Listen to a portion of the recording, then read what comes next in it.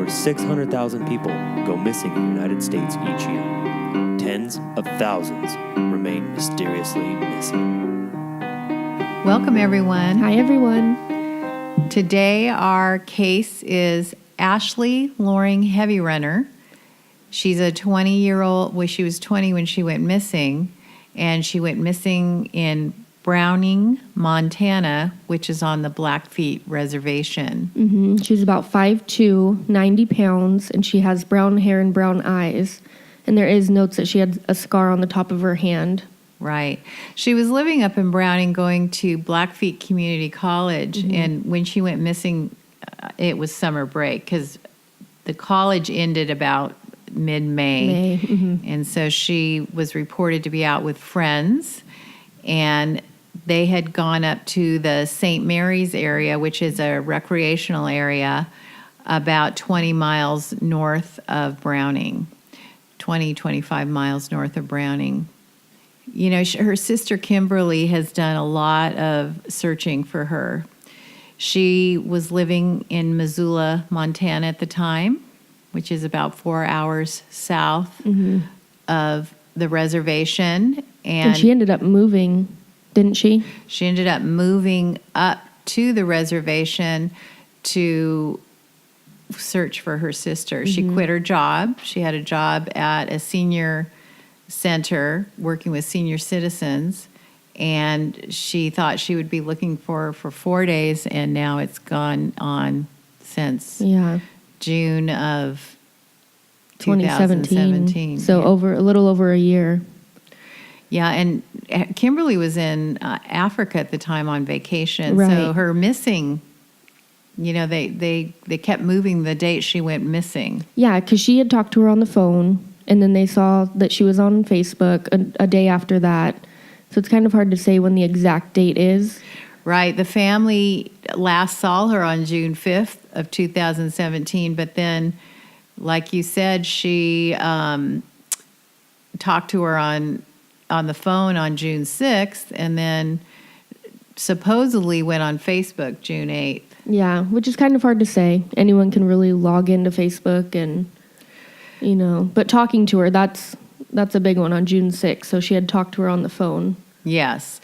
And so after moving the missing on the news, the missing date from June 5th to June 7th, the FBI now is saying officially it's June 13th. So I'm wondering if that's the date that she went with her friends to the St. Mary's area. Maybe. They're not releasing a lot of information about what happened up there. But interestingly enough, on September 17th, clothing that was reported similar to what she was wearing was in an area called Babb, which is 9 miles north of the St. Mary's area. So why was her clothing found up there? Right. And they were in a wilderness area, which brings in my mind, did they go hiking? Were they swimming? Did an accident happen? Yeah. We don't have a lot of information on what actually occurred, you know, that day. The sheriff and police, tribal police, aren't releasing a lot of information. So the Blackfeet Law Enforcement Services are working with the Bureau of Indian Affairs, and that's what usually happens on the reservation. And the Bureau of Indian Affairs has only 15 officers and 4 sergeants for that 1.5 million acres that they're responsible for there. It's an agency of the federal government, and overall it's responsible for the management of 55 million acres and oversees 560 recognized tribes. And as far as we know, the police have conducted about 6 searches. They've done 60 interviews, and they identified people of interest or suspects. Right, and they're not releasing any information on what a person of interest is or why they are a person of interest or who it is, or is it her friends that she was last seen in the St. Mary's area with? Yeah. Did she come home from the St. Mary's area? Is she living alone? You know, we just don't have a lot of information. Right. There was something about a reward. The Blackfeet tribe had donated money for about $6,000 reward for her. And then the Bureau of Indian Affairs added an additional $4,000, bringing the total up to 10. Yeah, and you'd think that would get people talking and maybe, reporting for her. But news broadcast reported that the Blackfeet Reservation residents, some of them requested anonymity for fear of retribution. And they said that at least 6 other suspicious deaths dating back to the 1970s that have never been solved. Yeah. So it's kind of a tight-lipped community and culture. And because they have a different law system with the Bureau of Indian Affairs and the tribal police, the FBI, I think, stays out of it until they got involved in February of 2018, which in my mind, I'm wondering, is that because they've determined it a murder, or is it, just an investigation still? Or did they just need more help? Right. And have they found clothing in the Bab area north of St. Mary's that was similar to hers? Have they done DNA testing on that? Kimberly, she said, what hurts the most is knowing someone in her community, maybe someone that she even grew up with, knows something, but they won't say anything. Yes, and Carl Kipp of the Blackfeet Tribal Council was quoted that it's been going on for decades, unsolved murders or lack of investigations. So a little bit about the history of the girls. They started out or grew up in foster care for their early childhood, and then they were able to live with their grandmother after that. Right. And there was some information that they learned how to ride horses, they chopped wood, they mucked stalls, they swam in a nearby creek. They were out till after dark, really comfortable with the outdoors. So I think her being out near the national forest and on all that land, she was very comfortable with nature. Right, exactly. So if they had gone hiking that day with her friends and she had gotten lost, or, why aren't they talking about that? Which in my mind brings up a bit of the Dave Pilates missing 411. They're not saying if she went hiking or whatever, but he has written several books on people that have gone missing in the national forest. And unfortunately, they don't have a database for the number of people that have gone missing. The national forest doesn't keep that. So his goal is to start talking about people missing and documenting that and getting the records for that. So he's written several books on that. And really quick, back to the foster care, there was a quote by her sister, Kimberly, that said, Ashley said, "Don't leave me." And I told her I would never leave you. And if you were to get moved, I will find you.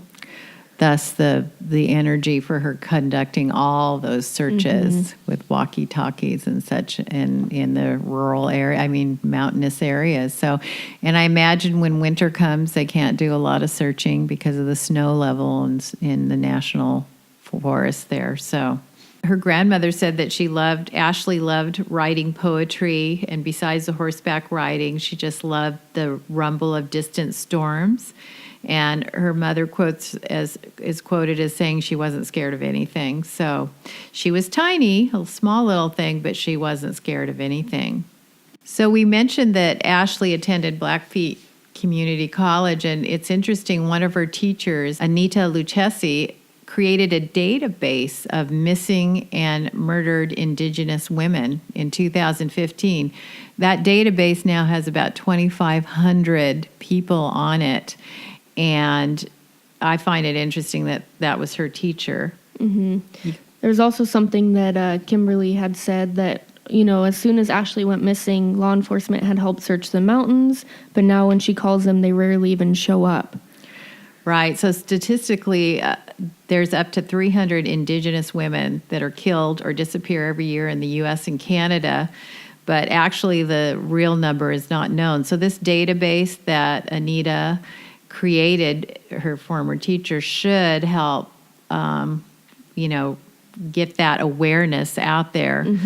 And they have created a National Day of Awareness for missing and murdered Native women and girls, and it's May 5th. And I know that now Ashley is getting national news because of this awareness that was created.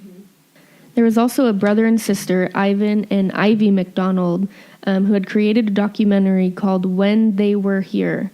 And that was about their cousin, Monica, who was only 7 at the time. She was kidnapped and murdered on the Blackfeet Reservation. Yeah, and that documentary is a short film, but it talks about 2 murders on the Browning Reservation, or 2 cases on the Browning, Montana Reservation. Some people also feel that Ashley's missing might be linked to another murder of Matthew Grant a few months earlier in Browning on the reservation.